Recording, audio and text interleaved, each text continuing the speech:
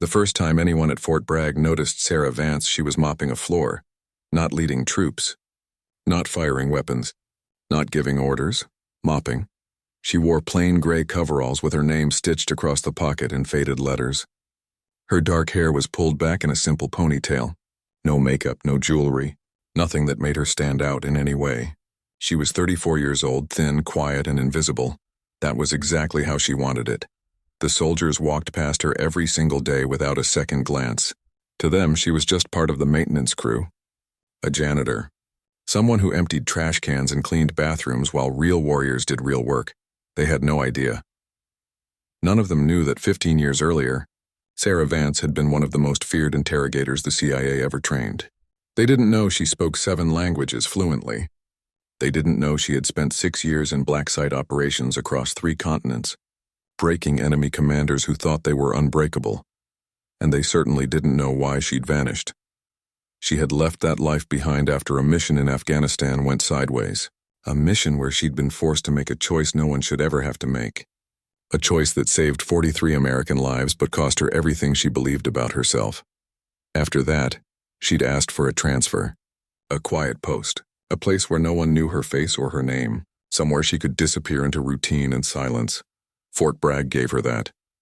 For 3 years she mopped floors, cleaned windows, and kept her head down. She arrived at 5 in the morning and left at 6 in the evening. She spoke only when spoken to. She avoided eye contact. She became a ghost in plain sight. But ghosts have a way of being noticed eventually. It started on a Tuesday morning in late September. Sarah was cleaning the hallway outside the briefing rooms when she heard raised voices behind one of the doors. She kept mopping, eyes down, but her ears, trained by years of intelligence work, picked up every word. "We've got nothing," a male voice said, frustrated. 3 weeks and this guy hasn't said a single useful word." "He's trained," another voice replied. "Probably Russian. Maybe Iranian. Hard to tell. He won't even confirm his name." Sarah paused. "Just for a second. Colonel wants results by Friday or we're shipping him to Guantanamo," the first voice continued. "But between you and me, I don't think anyone's getting through to this one." "He's a stone wall." Sarah's grip tightened on the mop handle. She knew that tone. She knew what it meant when interrogators started talking like that. It meant they'd tried everything they knew. It meant they were out of options. It meant someone dangerous was about to slip through the cracks. She told herself to keep walking. It wasn't her problem anymore. She'd left that world behind, but her feet didn't move. That afternoon, she did something she hadn't done in 3 years. She walked into the administrative office and asked to speak to someone in command. The clerk at the desk looked at her like she'd asked to speak to the president. "You want to talk to who?" the young corporal asked, barely hiding a smirk. "Whoever's running the interrogation on the detainee brought in last month," Sarah said calmly. The corporal blinked. "Ma'am, that's classified." "I know it's classified," Sarah interrupted. "That's why I need to speak to someone with clearance." The corporal looked her up and down. Saw the coveralls. Saw the mop bucket she'd left outside the door. His smirk widened. "Look, miss, I don't know what you think you heard while you were cleaning, but that's not really how things work around here. Tell Colonel Hendricks that Operator 17-429 requests a meeting," Sarah said quietly. The smirk fell off the corporal's face. That number meant something. It was old CIA code, the kind that didn't exist on paper anymore. The kind that only appeared in sealed files that required 3 levels of approval just to open. The corporal picked up the phone. 20 minutes later, Sarah was sitting in a windowless office across from Lieutenant Colonel Marcus Hendricks, a hard-faced man in his 50s with gray hair and eyes that had seen too much. He stared at her for a long moment. "Sarah Vance," he finally said. "I'll be damned. They told me you were dead." "I was," Sarah said. "For a while." Hendricks leaned back in his chair. "You know I had to pull your file just to confirm who you were. Took 4 phone calls and 2 passwords I haven't used in a decade. I'm sorry for the trouble." "Don't be." He folded his hands on the desk. "Why are you here?" "I heard you have someone you can't break." Hendricks's jaw tightened. "That's classified." "I know. You've been mopping floors for 3 years, Vance. Why do you suddenly care?" Sarah met his eyes. "Because if you can't break him, he's not just trained. He's one of them," Hendricks frowned. "Them?" The ones I used to break, Sarah said quietly. The ones who don't crack because they're not afraid of pain or death or time. The ones who only break when you find the thing they're actually protecting. Hendricks studied her carefully. And you think you can find that thing? It wasn't a question. Sarah didn't answer right away. She thought about the last 3 years. The quiet. The safety. The distance she'd put between herself and the person she used to be. Then she thought about 43. American soldiers who were alive. Because she'd been willing to do what no one else could. Yes, she said. Hendricks was silent for a long moment. Then he stood up. Come with me. He led her down 2 flights of stairs, through 3 security checkpoints, and into a part of the base most soldiers didn't even know existed. At the end of a narrow hallway, he stopped in front of a thick metal door. His name, if that's even real, is Alexei Kuznetsov, Hendricks said, 42 years old, found embedded in a militia cell in Virginia. We think he's been in the U.S. for at least 5 years, maybe longer, but we can't prove anything because he won't talk. Has he been mistreated? Sarah asked. No, we followed every protocol. Good. Sarah looked at the door. I'll need 3 things. Time alone with him. No cameras. And your word that no one interrupts. Hendricks hesitated. Vance, if something goes wrong, nothing will go wrong, Sarah said. But if I'm going to do this, I do it my way. Hendricks looked at her for a long moment. Then he nodded. He opened the door. Inside, a man sat chained to a table, staring at nothing. And when Sarah Vance walked into that room, something shifted in the air. The man looked up, and for the first time in 3 weeks his expression changed. He looked afraid. The room was cold and bare. Concrete walls, a metal table bolted to the floor, 1 chair on each side, a single light overhead that hummed like a dying insect. Alexei Kuznetsov sat perfectly still, wrists cuffed to the table in front of him. He was a big man, broad shoulders, thick hands, a face that looked like it had been carved from stone. For 3 weeks he had stared at every interrogator with the same dead, empty expression. But when Sarah walked in, something changed. His eyes widened. Just slightly, just enough. She saw it.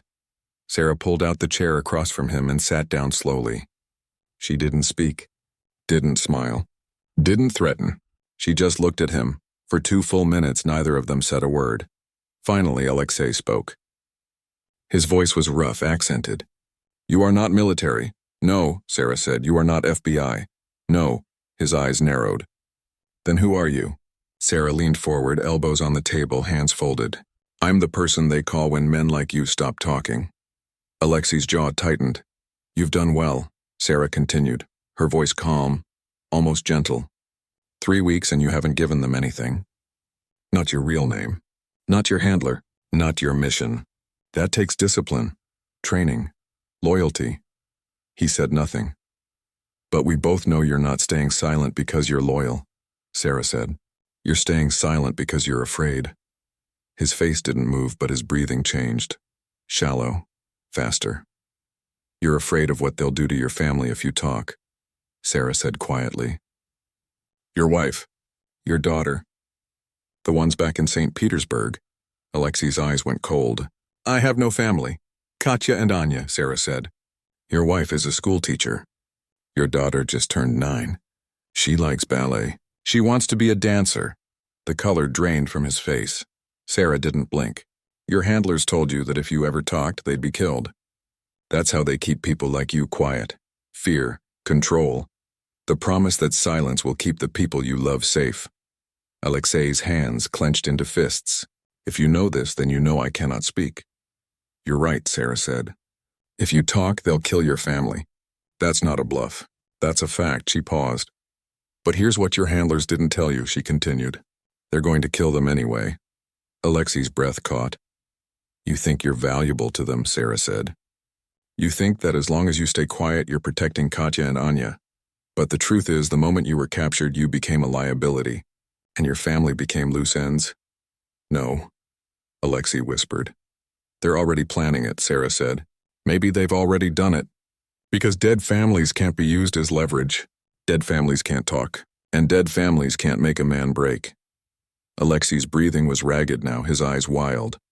But, Sarah said, her voice softening. If you talk to me right now, I can stop it. He stared at her. You lie. I don't, Sarah said. I have people in St. Petersburg, people your handlers don't know about. People who can get to Katya and Anya before anyone else does. But I need something from you first. What? The truth, Sarah said. All of it. Who you work for. What your mission was. Who else is here, everything. Alexei shook his head violently. If I talk, they will know. They won't know, Sarah interrupted. Because I'm going to make it look like you died during interrogation. Heart attack, stroke, something natural. Your handlers will think you stayed silent to the end, and while they're congratulating themselves, your wife and daughter will be on a plane to a place they can never be found. Alexei's eyes searched hers, desperate, disbelieving. Why? He finally asked. Why would you do this? Sarah's expression didn't change. Because I'm tired of watching families pay for wars they didn't choose. For a long moment, Alexei just stared at her. Then he started talking. He talked for 4 hours. He told her everything. He told her about the network of sleeper agents embedded across the eastern United States. He told her about the plans to sabotage infrastructure. He told her names, locations, communication protocols. He told her things that made Sarah's blood run cold. And when he was done, he looked at her with hollow, exhausted eyes. Will you keep your promise? He asked. Sarah stood up. Yes. She walked to the door and knocked twice. Colonel Hendricks opened it immediately. We're done, Sarah said. Hendricks looked past her at Alexei, who was slumped in his chair, head down, broken. Did he talk? Hendricks asked quietly. Yes, Sarah said. I'll give you my report in 1 hour. But first I need you to make a phone call. Hendricks frowned. To who? Someone in St. Petersburg, Sarah said. Someone who owes me a favor. Hendricks hesitated, then nodded. 2 hours later, Katya and Anya Kuznetsov were on a train heading west, away from the city, toward a safe house they didn't know existed. They would be met by people who would give them new names, new papers, and a new life far from the reach of the men who had owned Alexei. And 3 days later, the official report stated that Alexei Kuznetsov had suffered a fatal heart attack during detention. His body was cremated. His handlers never suspected a thing, but the information he gave Sarah led to the arrest of 14 operatives, the dismantling of 3 cells, and the prevention of an attack that would have killed hundreds. Sarah handed in her full report and walked out of Colonel Hendricks' office, expecting to disappear again, but the story didn't end there. Because 2 weeks later, a man in a black suit showed up at Fort Bragg asking for her. His name was Director Thomas Carver, and he worked for a branch of the Department of Defense that didn't officially exist. He found Sarah cleaning the windows of the mess hall. Sarah Vance, he said. She didn't turn around. I'm done. Whatever you're offering, the answer is no. I'm not offering you a job, Carver said. I'm offering you a chance to finish what you started 15 years ago. That made her stop. She turned slowly, rag still in her hand. Carver handed her a photograph. It showed a man in his 60s. Silver hair, expensive suit, cold eyes. Viktor Sokolov, Carver said. Russian intelligence. He's the one who's been running operations on U.S. soil for the last decade. He's the one who sent Alexei. He's the one who's been building the network you just took apart. Sarah stared at the photo. So arrest him. We can't, Carver said. He operates out of Geneva. Diplomatic immunity. Layers of protection, untouchable. Then why are you here? Carver's expression was grim. Because Viktor Sokolov is the same man who ran the operation in Afghanistan 15 years ago. The one that went sideways. The one that cost you everything. Sarah's heart stopped. He's the reason you disappeared, Carver continued. He's the reason 43 soldiers almost died. And he's still out there, still running ops, still killing our people. Sarah's hands were shaking. We can't touch him legally, Carver said. But you can. She looked up at him. What are you asking me to do? I'm asking you to go back, Carver said. One last time. Not as a soldier. Not as an agent. As a ghost. Sarah was silent for a long time. Then she handed him back the photograph. No, she said. Carver didn't move. Sarah, I'm done, she said firmly. I've given enough. I've lost enough. Find someone else. She turned and walked away. But that night, alone in her small apartment, Sarah couldn't sleep. She kept seeing Viktor Sokolov's face. She kept remembering Afghanistan. And she kept thinking about all the people who would die if someone didn't stop him. By morning, she'd made her decision. She walked into Carver's temporary office at dawn. "I'll do it," she said, "but I do it alone. My way, no oversight, no backup. And when it's done, I disappear for good." Carver nodded. "Agreed. One more thing," Sarah said. "What?" "When I'm finished, you make sure Katya and Anya Kuznetsov are taken care of. Education, safety, everything." Carver extended his hand. "You have my word." Sarah shook it, and just like that, the ghost came back to life. Geneva was beautiful in the autumn. The streets were clean and bright. Cafes lined the sidewalks. People walked their dogs along the lake. Everything looked peaceful, orderly, safe. But Sarah knew better. Beneath the surface of every beautiful city, there were shadows. And in those shadows, men like Viktor Sokolov built empires of fear. She had been in Geneva for 2 weeks, watching, learning, waiting. Sokolov lived in a penthouse overlooking Lac Léman. He drove a black Mercedes with bulletproof glass. He had 4 bodyguards who rotated shifts. He ate breakfast at the same cafe every Tuesday and Thursday. He attended the opera every Saturday night. He was careful, disciplined, protected, but he wasn't invisible, and Sarah had made a career out of finding the cracks in careful men. She rented a small apartment across the street from his, building under a false name. She worked as a housekeeper in the hotel next door. She wore glasses, dyed her hair blonde, and walked with a slight limp she didn't really have. No one noticed her. No one ever did. At night, she studied everything she could find about Viktor Sokolov, his history, his operations, his enemies, his weaknesses. And she found something interesting. Every Sunday morning at exactly 7 o'clock, Sokolov went for a walk, alone. No bodyguards, no driver. Just him, a cup of coffee, and a path along the lake. It was the only moment in his entire week when he allowed himself to be vulnerable. Sarah didn't know why he did it. Maybe it was arrogance. Maybe it was nostalgia. Maybe after decades of looking over his shoulder, he needed 1 hour a week to pretend he was just a normal man. It didn't matter. That 1 hour was all Sarah needed.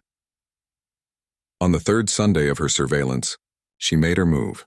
She woke at 5 in the morning, dressed in running clothes, and left her apartment while the city was still dark.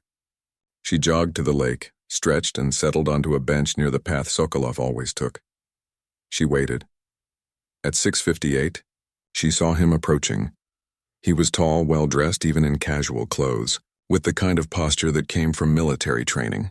His silver hair was neatly combed. His expression was calm, almost peaceful. He walked past her without a glance. Sarah stood and began jogging slowly behind him, keeping her distance. For 10 minutes, they moved along the lakefront path. Sokolov sipped his coffee. Sarah kept her pace steady, her breathing controlled. Then, at a quiet spot where the path curved away from the main road, Sarah increased her speed. She came up beside him. "Dobroye utro, Viktor," she said quietly in perfect Russian. "Good morning." Sokolov stopped walking. He turned slowly, his eyes narrowing as he studied her face. "I don't know you," he said carefully. "Yes, you do," Sarah replied. "You just don't remember." His hand moved toward his pocket. "I wouldn't," Sarah said. "There's a rifle scope trained on you from the building behind me. If you reach for that phone, you'll be dead before you can dial." It was a lie. There was no rifle, no scope.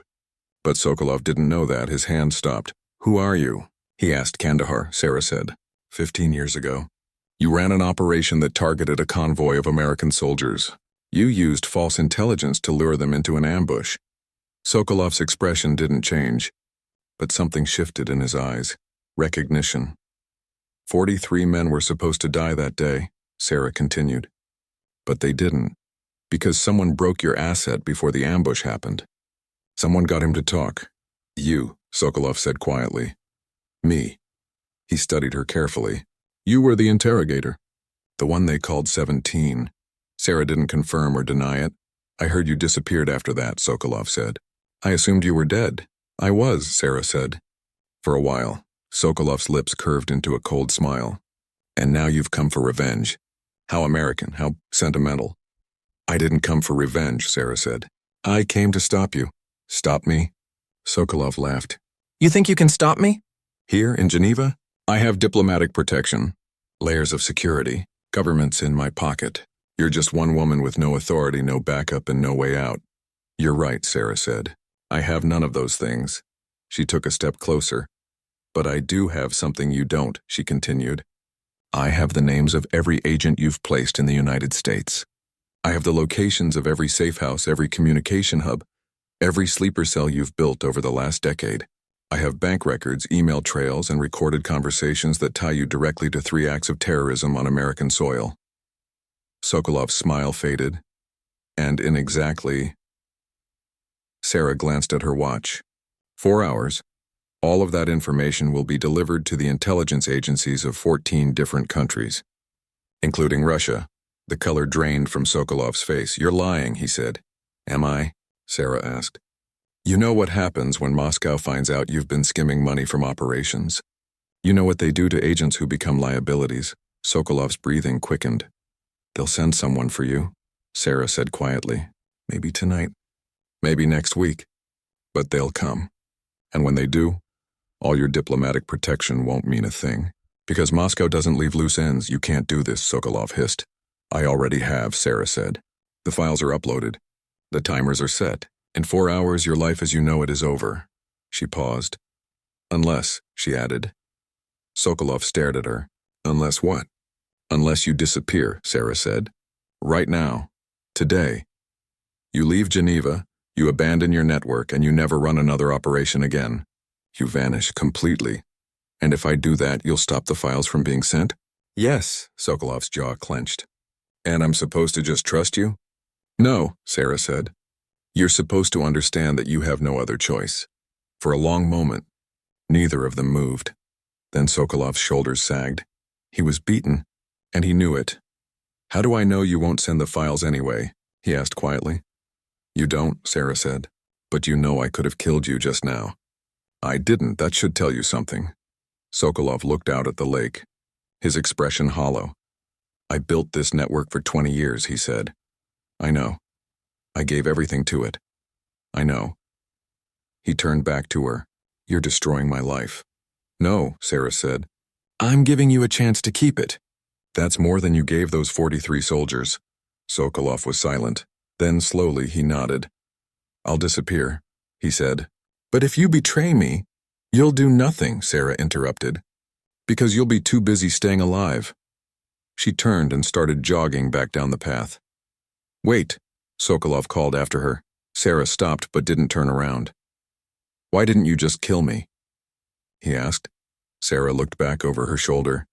Because I'm not you, she said. Then she ran. By the time Sokolov returned to his penthouse, it was empty. His bodyguards were gone. His files were gone. His carefully constructed life had already started to unravel. He packed one bag, took 10,000 euros from his safe, and walked out of the building. He was never seen in Geneva again. 3 days later, Sarah sat in a small cafe in Paris, drinking coffee and reading a newspaper. Her phone buzzed, a text from Director Carver. It's done. Sokolov's network is dismantled. 14 arrests. No American casualties. You kept your word. So did I. Katya and Anya are safe. Sarah deleted the message. She finished her coffee, paid the bill, and walked out into the bright afternoon. She had done what she came to do. But as she walked through the crowded streets, she felt something she hadn't felt in years, not peace. Not quite, but something close. She was about to disappear again, to find some quiet place where no one knew her name, when her phone buzzed a second time. Unknown number, she almost didn't answer. But something made her stop. She lifted the phone to her ear. Sarah Vance, a woman's voice said. Who's asking? My name is Colonel Rachel Ortiz, U.S. Army Special Operations. I'm calling because we have a situation. A group of soldiers, 8 women, are trapped behind enemy lines in Syria. The mission to extract them failed. Command has written them off. Sarah's chest tightened. Why are you calling me? She asked. Because I read your file, Ortiz said. The real one. And I know that if anyone can get those women out, it's you. Sarah closed her eyes. She had promised herself. No more missions. No more wars. No more ghosts. But she thought about 8 women waiting in the dark, wondering if anyone was coming. She thought about Katya and Anya. She thought about the person she used to be, and the person she still was. "When do we leave?" Sarah asked. Sarah met Colonel Rachel Ortiz in a safe house outside Stuttgart, Germany, 48 hours later. Ortiz was in her early 40s, sharp-eyed, no nonsense. The kind of officer who had clawed her way up through ranks that didn't want her there. She stood when Sarah entered the room and extended her hand. "Thank you for coming," Ortiz said. Sarah shook her hand. "Tell me everything." Ortiz pulled out a map and spread it across the table. 3 weeks ago, we sent a reconnaissance team into northern Syria, she began. 8 soldiers. All women. Their mission was to gather intelligence on a weapons smuggling operation run by a warlord named Bashir al-Rahman. Sarah studied the map. What went wrong? They were compromised, Ortiz said. Someone tipped off al-Rahman. He ambushed them before they could extract. 5 were captured. 3 escaped and are hiding in the mountains. And the rescue mission, Ortiz's jaw tightened, failed. We lost 2 helicopters and 4 men. Command decided the risk was too high. They've officially listed all 8 women as KIA. But they're not dead, Sarah said. No, Ortiz replied. We've had intermittent radio contact with the 3 in the mountains. And intelligence suggests the 5 who were captured are still alive. Al-Rahman is using them as bargaining chips. Bargaining for what? Immunity, safe passage, money. He knows we don't negotiate with terrorists, so he's making a show of it. Posting videos, making threats, trying to force our hand. Sarah looked up from the map. And you want me to get them out? I want you to do what you do best, Ortiz said. Disappear into a place no one else can go and bring our people home. Sarah was quiet for a moment. Why did command write them off? She asked. Ortiz hesitated. Tell me. Sarah pressed. Because they're women. Ortiz said quietly. Because some general decided that risking more lives to save 8 female soldiers wasn't worth the political cost. Because even now, even after everything we've proven, there are still men who think we're expendable. Sarah's eyes went cold. Who's the general? Does it matter? Yes, Ortiz met her gaze. General William Tate, he's the one who made the call. Sarah knew that name. Tate was old guard, a relic from a time when women weren't even allowed in combat roles. He'd fought every integration effort, every policy change, every step forward, and now 8 women were paying the price for his prejudice. I'll need equipment, Sarah said. Weapons, communication gear, and transportation to the Turkish border. Already arranged, Ortiz said. And I work alone. I expected that. Sarah looked at the map again, tracing the routes with her finger. I'll get them out, she said. All 8 of them. But when I do, I want a promise from you. What kind of promise? That you'll make sure the truth comes out, Sarah said. That people know these women weren't killed in action. They were abandoned. And that you'll make sure General Tate answers for it. Ortiz nodded slowly. You have my word. Then we have a deal. 72 hours later, Sarah was in northern Syria. She'd crossed the Turkish border on foot, traveling at night through terrain that would have broken most soldiers. She carried a pack with minimal supplies, water, ammunition, medical gear, and a satellite phone. She moved like smoke through the mountains. It took her 2 days to locate the 3 escaped soldiers. She found them hiding in a cave, exhausted, dehydrated, and terrified. The youngest couldn't have been more than 22. When Sarah appeared in the cave entrance, the women raised their weapons. Easy, Sarah said, hands up. I'm American. I'm here to bring you home. The oldest of the 3, a sergeant named Kim Torres, lowered her rifle slowly. Command sent you? Torres asked, disbelief in her voice. No, Sarah said. Command left you to die. Someone else sent me. Torres' face hardened. Then they really did abandon us. Yes, Sarah said. But I didn't. And I'm not leaving without all 8 of you. The others are captured, another soldier said. Her name was Private Melissa Cross. Al-Rahman has them in a compound 15 miles east. It's a fortress. There's no way. There's always a way, Sarah interrupted. But I need your help. She laid out her plan. It was risky. Borderline suicidal. But it was the only chance they had. Torres listened carefully, then looked at Sarah with new respect. Who the hell are you? she asked. Someone who's tired of watching good soldiers get left behind, Sarah said. They moved out at nightfall. Sarah led them through the mountains using routes she'd memorized from satellite images.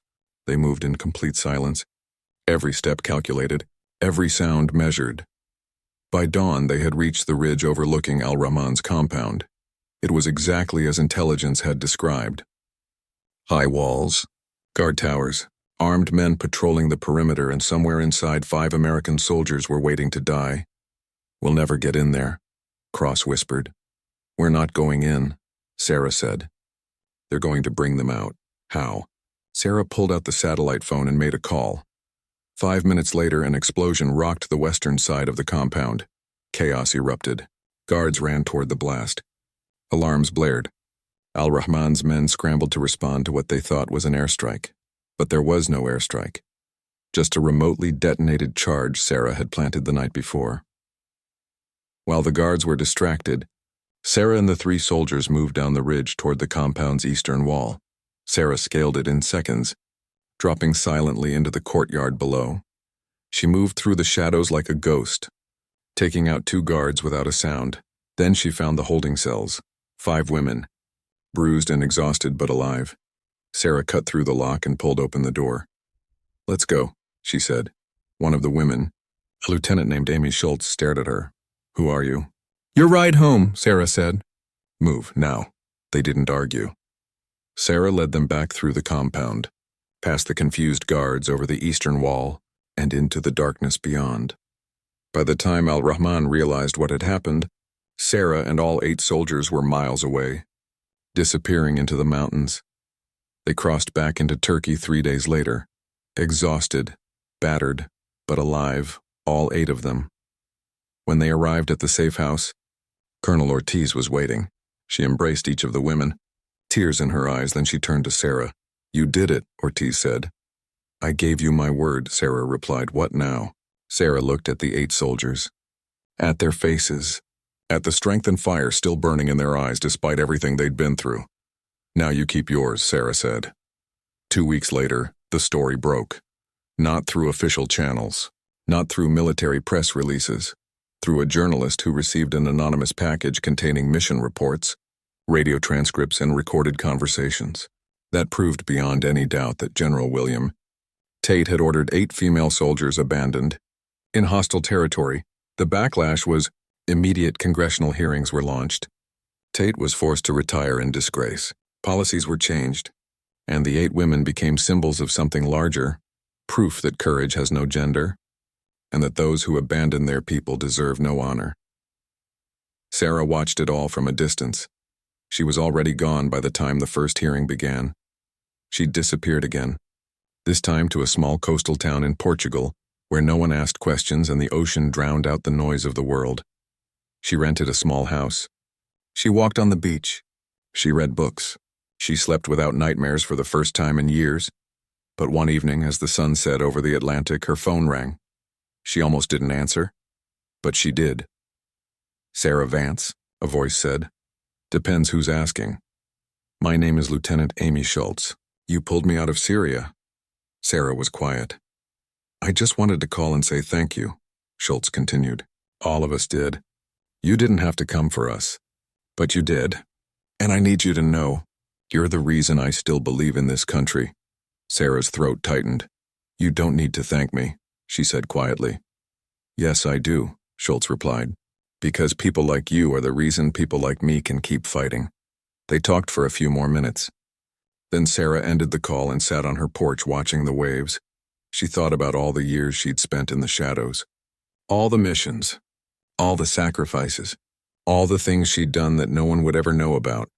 She'd never had medals, never had rank, never had recognition. But she'd had something more important. She'd had purpose, and in the end, that was enough.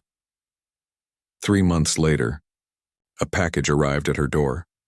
Inside was a folded American flag and a handwritten note. It was from all 8 women. It read, "You had no medals, no rank, no name they could honor. But you had something that terrified every enemy who ever faced you, the absolute certainty that you would never leave one of us behind. Thank you for being the hero they said didn't exist. Thank you for proving them wrong. Sarah held the flag for a long time. Then she folded the note carefully and placed it in a drawer. She walked out onto the beach as the sun rose over the ocean, and for the first time in 15 years, Sarah Vance smiled because she finally understood something she'd been searching for her whole life. She didn't need medals or rank or recognition to know who she was. She was a soldier, a protector, a ghost who walked through fire so others wouldn't have to, and that was enough. That would always be enough.